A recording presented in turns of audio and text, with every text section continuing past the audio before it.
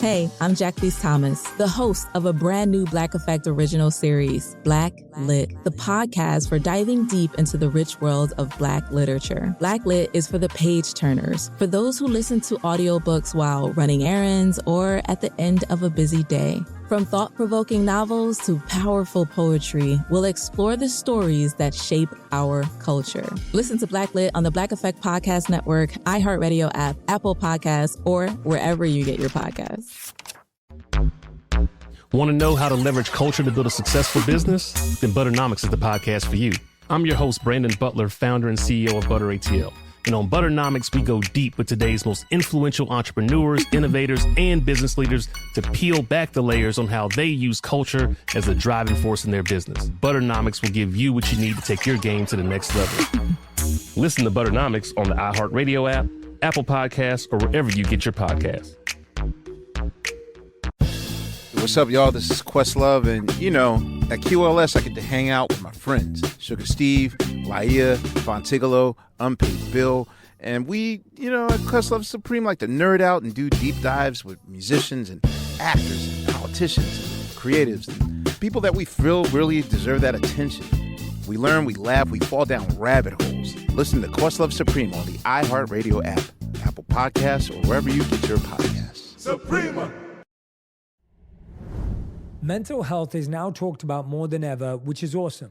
I mean, I don't have to tell you that it's a primary focus of On Purpose. But on a day-to-day basis, many people don't know where to turn or which tools can help. Over the past couple of years, I've been working with Calm to make mental wellness accessible and enjoyable, or as I like to say, fun and easy. Calm has all sorts of content to help you reduce anxiety and stress, build mindful habits, improve sleep, and generally feel better in your daily life. So many bite-sized options from the most knowledgeable experts in the world, along with renowned meditation teachers. You can also check out my 7-minute daily series to help you live more mindfully each and every day. Right now, listeners of On Purpose get 40% off a subscription to Calm Premium at calm.com/J. That's CALM.com/JAY for 40% off. Calm your mind, change your life. Now, I'm not saying this to make you feel down about the fact that there isn't someone there for you. I'm saying it because I want us to live in reality more than I want us to live in imagination. We believe that this fake person is out there because it's comforting. And what that stops us from doing is dealing with the real person in front of us who presents real opportunities and real challenges. The #1 health and wellness podcast. Jay Shetty. Jay Shetty. The one, the only Jay Shetty. Hey everyone, welcome back to On Purpose. It's your host, Jay Shetty, and I am so grateful and so thankful that you're here right now. It is incredible that you've chosen to invest in your health, your happiness, and your healing by tuning in to On Purpose. And thank you so much to each of you that have left a review, shared it with a friend, or are listening every single day. Now, I'm sure you've heard people in your life, or a friend, a family member, someone you know, say something like, it was right person, wrong time. Right? He was the right guy. It was just bad timing. Or she was perfect. It just didn't make sense right now. And this idea of there being a right person at the wrong time has kind of become culturally quite a big thing. We saw it in movies like La La Land, where you look at Emma Stone's character and Ryan Gosling's character, who you want them to be together. You're yearning for them to be together. You're dreaming for them to be together. They seem destined to be together. And yet it was right person, wrong time. And today I want to break that down because I've been thinking about it a lot. And I've been talking to a lot of my friends. I've been listening to a lot of you. I've been talking to a lot of experts on the show. And it's pretty clear that most of them agree that there's no such thing as the right person at the wrong time.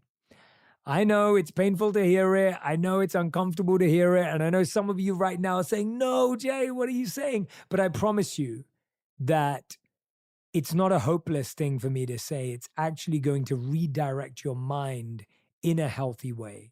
So when you say there's right person, wrong time, it's often something we say to make ourselves feel better about the one that got away. Oh yeah, they were the one that got away. They were amazing. Oh, they were so special. That could have been amazing. Or we say it to make ourselves feel better about an inconvenient truth we don't want to accept. We don't want to accept that we were in a bad place, that they were in a bad place. We don't want to accept that there wasn't this perfect relationship out there. And so we can't accept that inconvenient truth. And we keep saying it to ourselves. Oh, they were just the right person at the wrong time. I'm sure you've all said people in your life maybe say, hey, I miss my ex, they were amazing. Or even though they were bad, they weren't that bad, they were actually great. Wait a minute, the one that treated you badly? Wait a minute, the one that you always used to complain that made you feel insecure? Wait, you're talking about the one that never showed up on time and canceled on you? Wait, you're talking about the one that cheated on you? It's literally that bad sometimes. And we convince ourselves that there was a right person at the wrong time. Nostalgia is really, really interesting. And it does one of two things. In some cases, it makes the past seem worse. But in most cases, it makes the past seem better. It amplifies the good stuff and it overshadows the negativity, the stress, the overwhelm, and the challenges we felt back then. So I wanted to do a bit of understanding about this because I think we have a pretty weak understanding of nostalgia. And if you talk to most people, they'll say their favorite experiences are from college, their past experiences were better, their relationships were amazing. We often look at our past through rose-tinted glasses. Now, I'm reading this from a couple of references. The first is from the Memory and Reward Systems co-produced Nostalgic Experiences in the Brain. This is 2016 July from Noriuchi. And then I'm also reading from Barrett. So these are two journals that I found through Neurology Live. So nostalgic experiences stimulate metabolic activity and blood flow in several regions of the brain. Interestingly, people who rated higher on the Affective Neuroscience Personality Scale, which measures a person's tendency to sadness, were more prone to experience nostalgia. This correlation does make sense, as people who generally experience stronger emotions should experience a range of powerful feelings, whether those emotions are happy or sad. But nostalgia itself is not linked with depression or any other affective disorder. In fact, one study linked nostalgia to an overall trait of resilience. So nostalgia is something that we use positively, but it can be positive emotionally, but it can set us on the wrong path mentally as we make decisions. So let me explain to you why nostalgia feels good from that neuroscience perspective. The reward centers of the brain are activated during nostalgic activity. This reward center involvement explains the very common phenomena of feeling pleasant emotions upon hearing a song from the past. Even if the song was not necessarily a favorite song at the time, it was prevalent in popular culture or in a person's life. Now listen to this. This is the most interesting part to me. The positive responses evoked by nostalgia can help protect people from emotional burden of a situational disappointment and even from anxiety. That's exactly what we're talking about here. That there has been a situational disappointment, and the feeling that we look on it positively, oh, right person, wrong time, it actually emotionally protects us. But that doesn't make us make good decisions. We can often live in the past. We can linger on and make a relationship last too long. We can feel that we missed out on something and that it got away. We can feel that anything we experience today isn't good enough. It's not the same. When used as a coping strategy, a person can deliberately trigger feelings of nostalgia by listening to familiar music, looking at old photos, or visiting comforting environments of the past. And this is one of the reasons why I think it's so effective when people use a burn box to burn old memories. I remember Nessa Barrett talking about that on the podcast. She has a song called Burn Box. And this idea of you don't want to hold on to those memories. You don't want to keep them present for you to keep creating or recreating nostalgia for you. And this is where the study gets really, really interesting. Nostalgia can be so easily provoked that it is possible to become addicted to the pleasure of nostalgia, just as a person can become addicted to any activity that stimulates the reward centers of the brain. Nostalgia can be used excessively as a crutch, and the positive feelings of nostalgia may serve as a substitute for living in the present day if current real-life troubles take more effort than a person can tolerate. Oh my gosh, like I'm reading this and I'm hoping you're having the same reaction as me, going, wow, I get it. I get what I'm doing to myself. I'm using the right person, wrong time as a way of making up for the fact that dating is hard right now, as a way of making up for the fact that things aren't going great right now. And hey, in the short term, it's a great way of staying positive and keeping upbeat. But long term, it's letting me down. It's making me turn away great relationship prospects. It's making me judge people differently. It's making me close the door on other people that actually deserve a chance. Like, where is nostalgia tripping you up? Now, I want to give you a kind of light example to do with this. If you look at where we are in society today, there are so many reboots, right? So we had a reboot or IP based on the past. You have the Barbie movie. Amazing movie, great movie. But again, we're using IP from the past because it sparks nostalgia. How many of you watched that and had a nostalgic feeling if you happen to own a Barbie or a Ken? Now, Super Mario Brothers, same thing. I remember back in the day having to go to my friend's house to play on their Nintendo, and the Super Mario Brothers movie comes out, and all of a sudden it's past IP being rebooted. You've got the Pinocchio remake. You've got all the live action movies coming out. You've got the Sex and the City reboot. So there's an interesting thing in society where we have all these reboots that are often based on, well, not often based, always based on playing on nostalgia and triggering positive nostalgic feelings. But guess what? Is the reboot ever that good? Is the use of old IP ever as satisfying? Will the new Jurassic Park ever be as good as the original one? Like, it won't. And there's something in that. Like, there's this false excitement that we have, but it doesn't actually follow through. And a lot of us, this other study from Yang and Bacho says that we aren't just longing for our past, we're remembering a romanticized version of our past. This line in the study completely sums up what I'm trying to say. That we're not just longing for our past, we're remembering a romanticized version of our past. According to Bacho, there's a reason our memories become fonder over time, why the negative bits tend to fade away faster. The study says, take parenthood, for example. Remembering things as better than they were serves an evolutionary purpose. If people were to remember things faithfully to the original, most women would never want to have more than one child. Bacho says, laughing, it's a function of species survival that we can gloss over the bad portions of the past. So nostalgia is great as a temporary escape during difficult times, but if it becomes the basis of our decision making, we can actually be led down the wrong path. And I want to focus on this statement, right person, wrong time. It wasn't the wrong time. There was something else that was wrong. One of the first things I want to talk about is, what about your relationship status? What about their relationship status?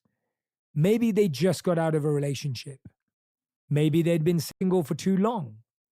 Now, we look at that as wrong time, but that's far more defining of that person than we give it credit to be. If someone's been single for a long time, that's a part of who they are. It's a part of who they've become. If someone's newly single, that's a part of who they are and where they are in their emotional maturity to be able to spot an amazing opportunity for it to be the right thing. Now, I'm not saying this to make you feel down about the fact that there isn't someone there for you. I'm saying it because I want us to live in reality more than I want us to live in imagination. We believe that this fake person is out there because it's comforting. And what that stops us from doing is dealing with the real person in front of us who presents real opportunities and real challenges. That's really what life is. That's what a partner is. It's a set of pros and a set of cons. It's a set of things to look forward to and a list of things that will set us back. So I want you to think about the relationship status part. If someone is just newly single and you're scared of rushing them along, instead of saying right person, wrong time and moving on, can you be more patient? Maybe you do want to get married, but maybe they need time. Maybe you don't rush it if they're worth investing in. Maybe they could be the right person if you didn't have this idea of right person, wrong time because you wanted everything to perfectly align. What else about the relationship status that you're in? You don't want to rush yourself. You don't want to move along. Now, of course, if the conclusion you both come to is we're both not ready right now to wait longer for the other person, then that's not the right person. And that's okay. It doesn't mean that you don't deserve love. It doesn't mean you won't find love. It doesn't mean that you won't have the opportunity to be in love. But what it does mean is that it's the wrong person. And the timing is somewhat not relevant. Recently, I became a relationship advisor at Match because I really want people to connect based on their values. So what we did together was we collaborated and built a set of questions that will help you understand your values and pair you up with people with similar values and in a way that you can be aware of what their priorities are. I think so often we start dating and then we find out down the line that we're going in different directions. We have different focuses. I want to help you build a life where you're aware of what people care about and they're aware about what you care about. Head over now to match.com/J to find out how you can date based on your values and your vision. I want to talk about goals. I think we saw that in La La Land where they had different goals. And goals is a really interesting thing because in a healthy relationship, it's not that you're going to find someone with the same goals. It's actually that you're going to find someone who respects your goals and values them and helps you get to them. And the other person does the same. I have a lot of friends who are performers, speakers, musicians, and they're all saying, well, why is my partner not in the front row? Right? Why is my partner not in the front row? And maybe their partner has their own dreams that keep them active at the same time. I mean, you know, talking about pop culture, I think you see it right now with Taylor Swift and Travis Kelce. Like both of them are high performers. Both of them are achieving. I'm sure they can't be at every single game. She can't be at every game and he can't be at every concert. But they're making it work by saying, I see that that's what makes you happy. I see that that's what makes you you. I see that that's what makes you attractive. And I'm going to show up for you when I can. We'll even perform together when we can. Like we'll make it happen, but I'm not going to make you give up the thing you love in order for us to have the same goals, in order for us to have the same priorities. And so it's interesting. We've kind of been presented this either or where it's like you either both sacrifice your goals for each other or one of you sacrifices their goals for the other while one of them lives them through. And in reality, a healthy relationship is saying, well, I'm not going to let you sacrifice your goals and I'm not going to sacrifice mine. And yes, we may spend a little less time with each other, but I know you support me deeply. I don't need you to be in the front row to know I'm front of mind for you. I don't need you to be cheering me on right now because I know you're going to be there to cheer me on in and around that area, in and around that activity.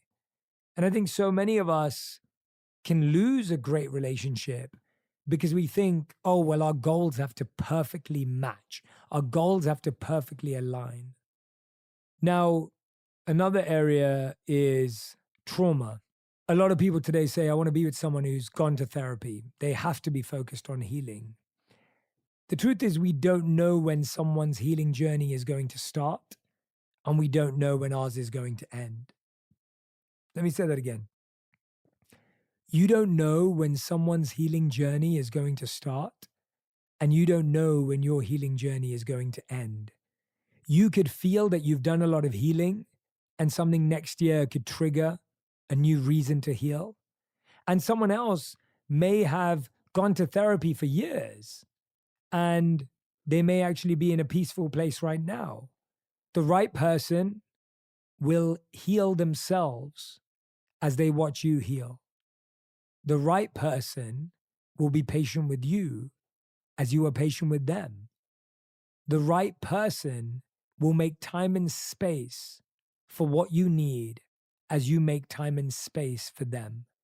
The right person will not be the person who's perfectly healed, because neither are we. The right person will not be the person who's already done all the self-work before they met us, because we've also got so much self-work left. If anything, the right person becomes our partner in the journey of healing and self-work. In the journey of inner work, we become companions and partners who understand each other, see each other, hear each other. And that's not perfect. This isn't ideal. This is conflict. This is hard. This is heavy. It's challenging, but it's what builds greatness in a partnership. There's this old story about rocks that are put into a bag. And when the bag is moved, the rocks rub against each other slowly to become softer edged. The rocks didn't become softer because they were made softer independently. They became softer because there was conflict and tension between the rocks, but they eventually softened each other out. That's what the right relationship will do. Hey, I'm Gianna Prudenti. And I'm Janae Jackson Gadsden. We're the hosts of Let's Talk Offline, a new podcast from LinkedIn News and iHeart Podcasts. When you're just starting out in your career, you have a lot of questions, like how do I speak up when I'm feeling overwhelmed? Or, can I negotiate a higher salary if this is my first real job? Girl, yes. Each week, we answer your unfiltered work questions. Think of us as your work besties you can turn to for advice. And if we don't know the answer, we bring in experts who do, like resume specialist Morgan Sanner. The only difference between the person who doesn't get the job and the person who gets the job is usually who applies. Yeah, I think a lot about that quote. What is it? Like you miss 100% of the shots you never take? Yeah, rejection is scary, but it's better than you rejecting yourself. Together, we'll share what it really takes to thrive in the early years of your career, without sacrificing your sanity or sleep. Listen to Let's Talk Offline on the iHeartRadio app, Apple Podcasts, or wherever you get your podcasts. Hey, I'm Jack Beast Thomas, the host of a brand new Black Effect original series, Black Lit, the podcast for diving deep into the rich world of Black literature. I'm Jack Beast Thomas, and I'm inviting you to join me and a vibrant community of literary enthusiasts dedicated to protecting and celebrating our stories. Black Lit is for the page turners, for those who listen to audiobooks while commuting or running errands, for those who find themselves seeking solace, wisdom, and refuge between the chapters. From thought-provoking novels to powerful poetry, we'll explore the stories that shape our culture. Together, we'll dissect classics and contemporary works while uncovering the stories of the brilliant writers behind them. Blacklit is here to amplify the voices of Black writers and to bring their words to life. Listen to Blacklit on the iHeartRadio app, Apple Podcasts, or wherever you get your podcasts. What's up, y'all? This is Questlove, and at QLS I get to hang out with my friends, Sugar Steve, Laia, Fontigolo, Unpaid Bill, and we, at Questlove Supreme like to nerd out and do deep dives with musicians and actors and politicians and journalists. We give you the stories behind all your favorite artists and creatives that you have never heard. I'm talking about stories behind their life journeys and their works of art. I love QLS because of the QLS Team Supreme. They're like a second family to me. If you're a fan of deep diving into music, everything, almanacking your musical history, and learning things about hip-hop artists and things you never thought, then you're a lot like me. But you're also a fan of Questlove Supreme. One of the things I love the most about this show is that we get to learn from the masters. I look at being on this show as my graduate program in music. Listen to Questlove Supreme on the iHeartRadio app, Apple Podcasts, or wherever you get your podcasts. Suprema! In the right relationship, your fights will make you closer. Your arguments will make you more thoughtful. Your disagreements will make you more considerate. And the words you wish you never said will make you more mindful.